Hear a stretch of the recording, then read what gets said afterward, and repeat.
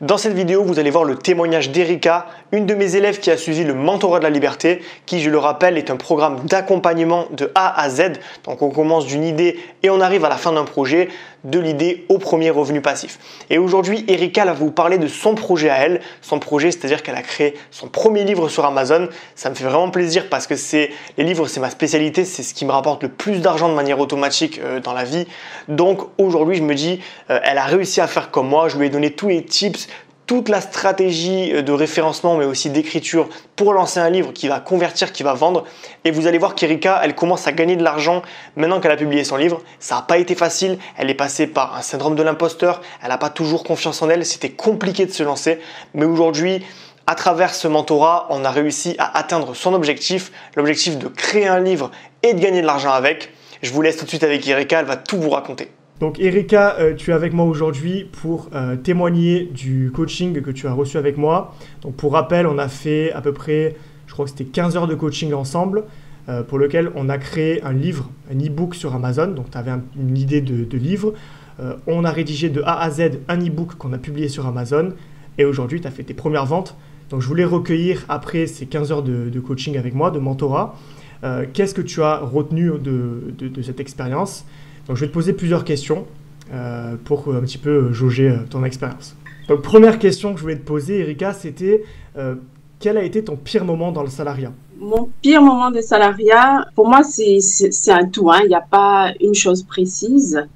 Mais si je dois en retenir quelque chose, je dirais c'est le jour où j'ai réalisé que tu auras beau tout donner à ton patron, à ton entreprise, mais que ça ne sera jamais assez en fait. J'ai réalisé aussi en tant que salarié que ta vie ne t'appartient plus, tu n'as plus de liberté. Et effectivement, c'est quelque chose que sur lequel tu reviens assez régulièrement dans tes vidéos. On n'a pas de liberté de bouger. Quand tu es en entreprise, pour la moindre des choses, tu dois demander l'autorisation. Et c'est vrai que ça me gênait énormément, ça me pesait énormément, ça devenait lourd en fait. Surtout moi, je peux comprendre qu'il y a des personnes au travail qui soient moins, qui aient besoin entre guillemets d'être un peu plus cadrées parce que bon, moi j'ai travaillé dans une grosse boîte, donc j'ai vu un peu tous les profils. Bon, il y a des personnes qui sont, c'est vrai, qui ont besoin d'être cadrées. Mais après, la plupart du temps, on est des adultes, quoi. Donc, on n'a pas besoin qu'on soit tout le temps sur notre dos, à nous dire quoi faire, à nous dire quand partir, quand arriver. C'est plus ce côté-là, en fait, où on est traité comme des enfants. C'est vraiment ça qui m'a le plus dérangé dans le salariat. Ok, je comprends. Du coup, deuxième question, est-ce que tu peux me raconter ton déclic, le moment, en fait, où tu t'es dit qu'il fallait que tu te concentres sur ta liberté financière ? Alors, mon déclic, ça a été l'année dernière, ça a été la pandémie. Moi, je travaillais en compagnie aérienne. Donc, du jour au lendemain, j'ai tout vu qui s'est arrêté. Les avions ont arrêté de voler, les frontières ont été fermées, on a été confinés, tout s'est arrêté du jour au lendemain. Pour moi, ça a été vraiment un moment, ça m'a fait vraiment prendre conscience de beaucoup de choses. Et c'est vrai, même si je savais que rien n'était acquis, je pense que comme tout le monde, je ne pouvais pas imaginer que le monde pourrait s'arrêter du jour au lendemain comme ça. Et donc, voilà, ça m'a fait vraiment prendre conscience qu'on ne peut dépendre de personne, qu'il n'y a aucune sécurité nulle part. Et voilà, c'est à partir de là que j'ai eu ce déclic et que je me suis dit, il faut penser à faire autre chose. Donc pour rappel, j'avais proposé de coacher des personnes à une époque dans ma liste email et tu t'étais porté volontaire. Qu'est-ce qui t'a décidé de suivre ce coaching ? Quel a été l'élément qui t'a déclenché où tu t'es dit ok, là il faut que j'y aille ? Alors c'est vrai, comme je t'avais dit, j'ai hésité au début, pas longtemps, même si c'est vrai, c'était une proposition généreuse, mais j'ai quand même hésité. Après, je me suis dit, mais en fait, j'avais déjà pris une de tes formations, donc la formation justement pour écrire un e-book, et je l'ai suivi jusqu'au bout. Mais en fait, moi, j'ai un gros problème, c'est de passer à l'action. Et je me suis rendu compte, je me suis dit, toute seule, ça va pas être possible. Et donc, voilà, ça a été vraiment un j'aurais du mal quoi à écrire un livre. Pour moi, ça me paraissait vraiment une grosse montagne. Et je me suis dit, Erika, t'as rien à perdre, vas-y, envoie. Et si t'es retenue, bon, ben, tant mieux, sinon, ben, tant pis. Et franchement, je regrette pas du tout, quoi. Et donc, voilà, moi, c'est mon gros problème, c'est le passage à l'action. Ok, est-ce que tu avais un projet en cours avant de commencer? Et si oui, lequel? Oui, en fait, tout est relié. Hein. Si j'ai créé un e-book, c'est parce que je m'étais lancée quelques mois auparavant dans KDP déjà. Donc, moi, j'avais découvert tout ce qui touchait au low content, donc c'est-à-dire les livres à faible contenu. Mais je voulais aller plus loin parce que je voyais que c'était, voilà, fait, j'entendais des choses par-ci, par-là. Donc, moi, je voulais aller un peu plus loin et écrire un vrai livre, quoi. Donc, oui, j'étais déjà dans KDP. Est-ce que tu peux nous rappeler quels étaient les objectifs précis de ce coaching? Alors, les objectifs du coaching, c'était d'écrire un livre et de le publier. À la base, en fait, parce que toi, ce que tu proposes, c'est que l'idée, en fait, la chose, elle part de nous, en fait, de ce qu'on est déjà, de nos compétences, de ce qu'on sait déjà faire. Et donc, à partir de là, on a fait un brainstorming. Tu m'as proposé de faire un brainstorming, donc de voir tout ce que je savais déjà faire. Et à partir de là, une idée est ressortie par rapport à mes connaissances. Une idée est ressortie. Et donc, on a l'objectif précis. Donc, c'était, une fois qu'on a déterminé l'idée, donc c'était d'écrire un livre et de le publier sur Amazon. C'est ça. Et pour rappel, ce qu'on a fait aussi, c'est qu'on a vraiment fait une analyse de base qui était vraiment importante parce que c'est vrai qu'il y a pas mal de gens qui lancent des livres sur Amazon. Ils écrivent sur des sujets qui leur plaisent, mais sans définir à l'avance s'il y a un besoin, s'il y a un marché, et surtout si le livre ne va pas être dans une niche trop concurrentielle. Donc voilà, c'est vrai que nous, on est parti de toi, mais on s'est aussi adapté au marché, justement pour que derrière, tu aies des résultats, sans quoi tu allais peut-être faire un livre pour rien. Et c'est ça, absolument. Ouais. Donc maintenant, on va rentrer dans le vif du sujet, on va parler de comment ça s'est passé pendant le coaching. Donc, qu'est-ce que toi, personnellement, tu as pensé de ton expérience de coaching? Alors, franchement, c'était une expérience extraordinaire. Comme je t'ai dit tout à l'heure, je ne regrette pas du tout. Moi, ce que j'ai aimé, c'est vraiment, avec toi, c'est direct, on va droit au but. Et c'est surtout ce côté de passage à l'action, parce que moi, je suis quelqu'un, je suis un peu introvertie, je suis un peu hypersensible, donc j'ai un peu des blocages, donc je réfléchis beaucoup, et donc tout ça, ça me bloque. Et avec toi, bah, voilà, j'avais pas le temps de bloquer sur ça. Et je suis passée direct à l'action. Donc, moi, c'est vraiment ce que j'ai aimé. Parce que c'était vraiment à l'opposé de ce que j'étais. C'était direct, c'était droit au but. Et voilà, même si entre-temps, bon, hein, ça revient toujours quand même. Et j'ai perdu un petit peu de temps. Hein, c'est moi, hein, je sais que j'ai perdu du temps. Bon, parce que il y a certains moments, je doutais de moi, je perdais confiance, je me disais non, j'ai pas les capacités. Je pense que hein, ce dont on parle souvent, le syndrome de l'imposteur, il est revenu à plusieurs reprises et ça me bloquait. Mais j'ai quand même persévéré parce que tu étais là chaque semaine. En fait, il y avait un suivi hebdomadaire. Et chaque semaine, tu étais là. Il y avait le fait aussi que j'étais un peu redevable, tu vois. Donc, ça me poussait. Je me disais, Erika, non, t'as pas le droit. T'as pas le droit d'arrêter. T'as pas le droit d'abandonner. Il faut que tu continues. Tu peux le faire. Donc, et c'était vraiment... voilà, moi, j'ai beaucoup aimé ce côté passage à l'action direct. Voilà. Ensuite, après le coaching, donc, est-ce que l'objectif a-t-il été atteint? Et si oui, quels ont été les résultats concrets que tu as obtenus? Alors oui, l'objectif a été atteint parce que j'ai écrit le livre et on l'a publié. Et donc on l'a mis en ligne. Et les résultats, à ce jour, j'ai eu 4 ventes. Donc on l'a publié en format e-book et en format broché. Donc j'ai eu 4 ventes en format e-book. Donc j'ai eu un total d'une vingtaine d'euros à peu près, 21 euros. Quelles sont les compétences techniques que tu as acquis grâce à ce coaching?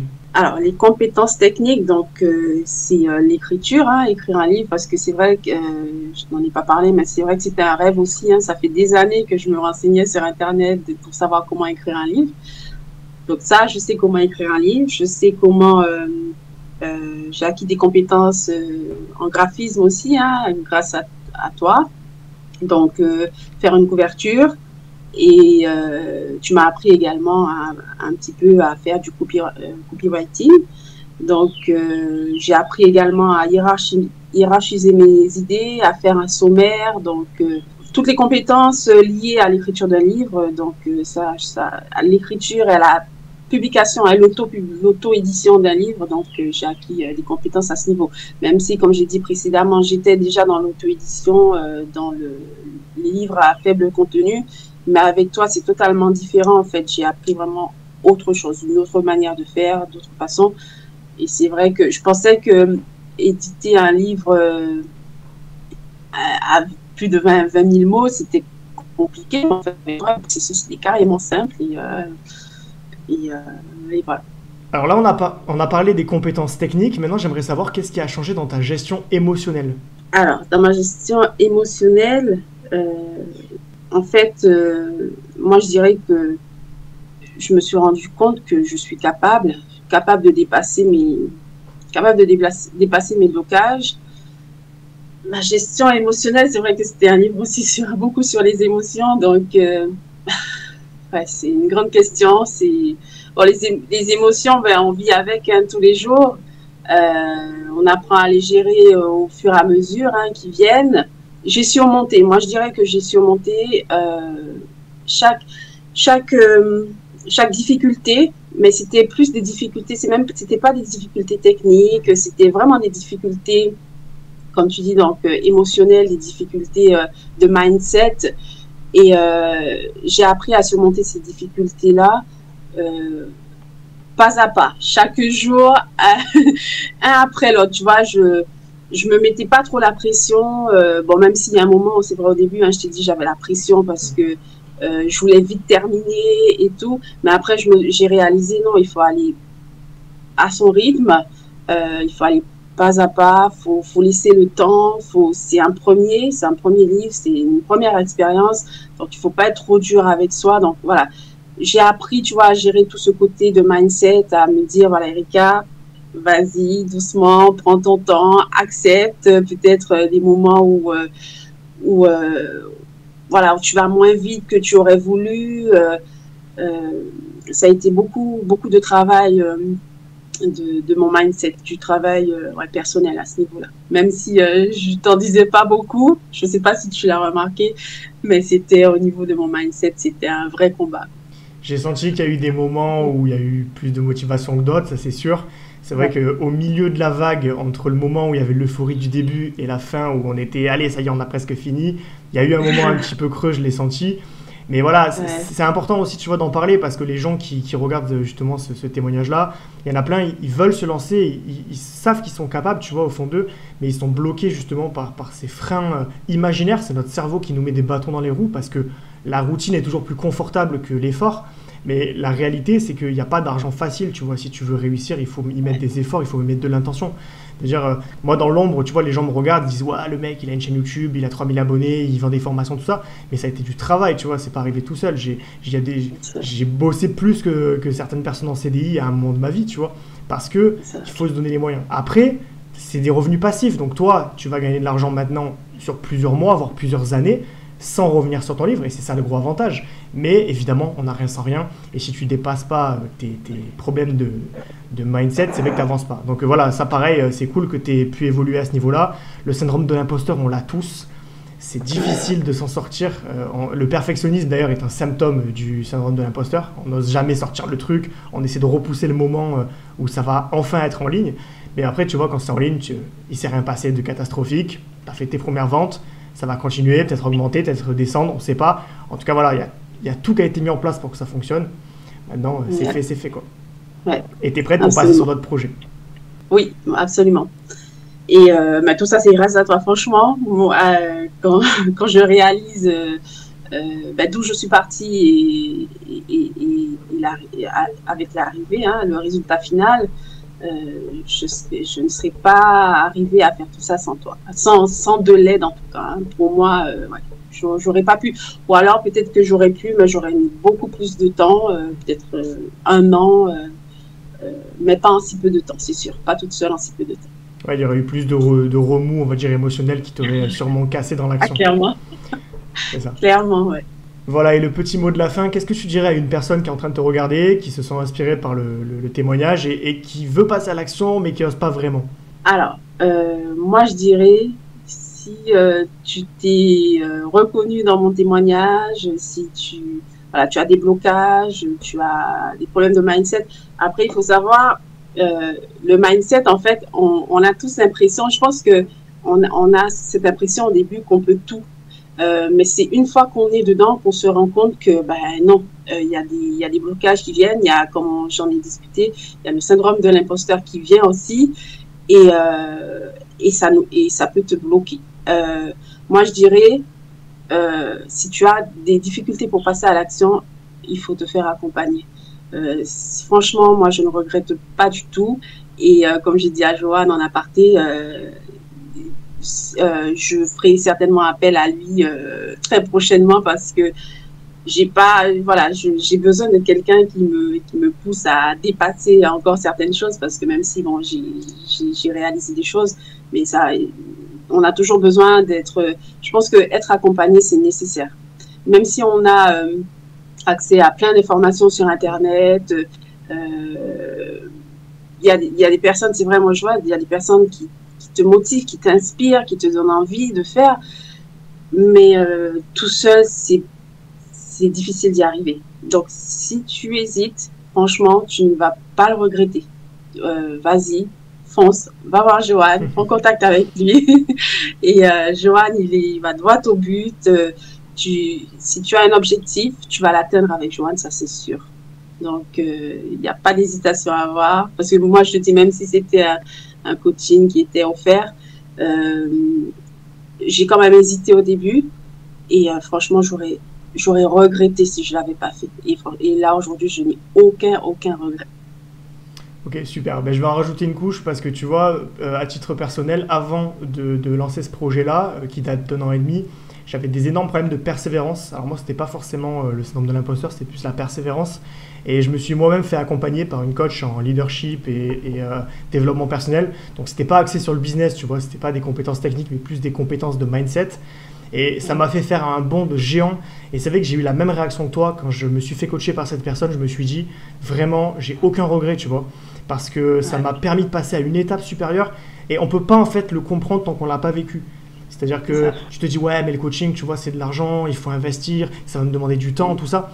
Mais une fois que tu es dedans et que tu es vraiment dans cette posture d'apprentissage parce que tu veux résoudre un problème qui te bloque la route et que tu arrives à le passer, tu te dis, ah ouais, en fait, c'est incroyable de te former, tu vois, d'être accompagné. Enfin, moi, en tout cas, ça a changé, je peux le dire, ma vie. Je sais que ça fait promotionnel de dire ça, mais le fait de me faire coacher, ça a changé ma vie parce que avant ça, si je n'avais pas suivi ce coaching, je ne serais pas là en train de te parler, je ne serais pas là en train de coacher des gens moi-même sur d'autres thématiques.